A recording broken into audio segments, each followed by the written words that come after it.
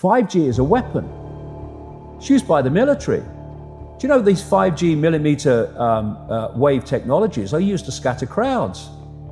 You know, they drive up in this technology when they want to scatter a cloud, and they put out these frequencies.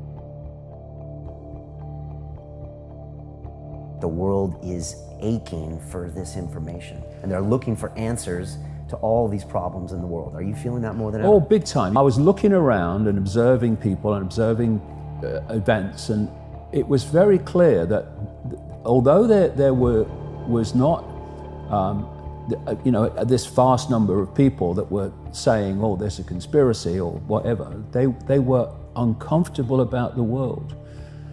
They were uncomfortable about what was happening.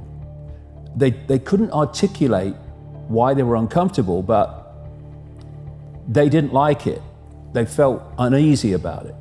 And so I started out on this speaking tour to basically say to those people, this is why you're feeling uneasy, because this is why these events are happening. They're not random, they're happening by actually long planned design.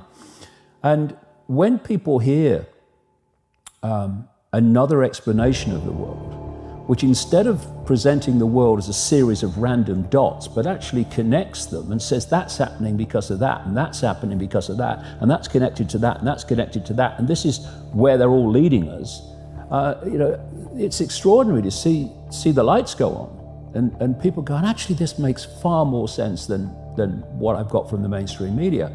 So it is a time of great challenge, because this thing is moving, not least into the technological level of control. But, you know, there's such a difference between what you see in the mainstream, what you see coming from people who dominate the microphones, and what you get when you talk to people in the general population, that they do not see life the same way.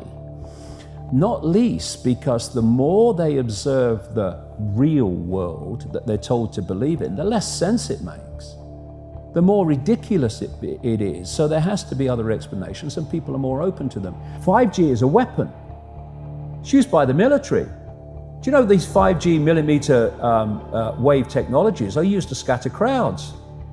You know, they drive up in this technology when they want to scatter a cloud, and they put out these frequencies in a much higher power than 5G will be initially with us, but the same frequencies. And people scatter because they get the feeling their skin is on fire. Because the human body, including the skin, is an antenna. It interacts with frequencies, and it receives and transmits information. At the cutting edge of understanding of DNA, scientists know that DNA is a receiver-transmitter of information. And so we are electromagnetic, electrical organisms, transmitters and receivers of information. When our electromagnetic fields are in balance and harmony, we have health. We have psychological health, and we have physical health. The reason that this technological society is causing so much psychological and quote, physical disease is because these frequencies, technologically driven, and we live in this Wi-Fi world now and all the phone masts and all the rest of it, these technologically generated frequencies are scrambling the balance of the human electromagnetic electrical communication systems. And if you scramble them, you create a state of disharmony, dis-ease, which plays through to physical and mental, emotional, psychological dis-ease. I say this to kids and anybody else. How long could you live without your smartphone? And then ask, what is an alcoholic? What, an alcoholic is someone addicted to alcohol? Yeah. Why is he addicted to alcohol? Because he can't stop drinking it. Yeah. But you can't put your phone down. And if you do, within a few minutes you pick it up again, because you're addicted to it. So Are you controlling that bit of technology in your hand, or is that controlling you? That's controlling you. So, do you want your life controlled by a bit of technology? Do you want the rest of your life controlled by it? Or are you now going to go, I'm putting this down? The brain processes information electrically. It communicates with the cellular structure electrically. And it operates within a certain band of frequency. If you can broadcast frequencies carrying information, this technology has long been known, carrying information and perceptions within the frequency that the brain decodes information, the brain will decode those frequencies and will have those perceptions. You can externally, even without connection to AI, although that's the piece de la resistance, if you like, that's the kind of holy grail. But even before that, you can influence people's perceptions externally by broadcasting these frequencies that we interact with, because we are antenna. If technology is going to be the servant rather than the governor, it has to serve the interests of humanity, and humanity does not have to serve it. We're in a situation now where humanity is serving technology.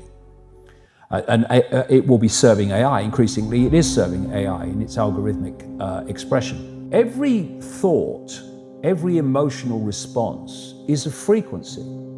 It generates a frequency, and it is of itself a frequency. Hate is a frequency, and it's different to love. You know, when you are in a room and there's lots of aggression and conflict and hatred, you feel it. What do people say? Oh God, you can cut the atmosphere with a knife in there. That is because the frequencies of hate and conflict have been so generated, they have changed the electromagnetic field of the room. Okay, so 5G is going to be weaponized against us potentially. Yeah, but the point being that they worked out the frequencies of various emotions, including rage and what have you. And basically, they can play across a community these frequencies without anyone knowing, and it starts to have an effect. And you find there is very, very little that won't wait till you're on a landline, and you can have a proper conversation with someone without this burning your brain and without you constantly on it. Because what is happening, and this cabal knows this, for a very long time, indeed right up to recent times, science believed that once the brain was formed, that was it. That's how it stayed. Now they know it's very different through this thing they call brain placidity. Brain placidity means the brain is changing in the way it processes information and the neuron networks it creates to process information on the basis of information received.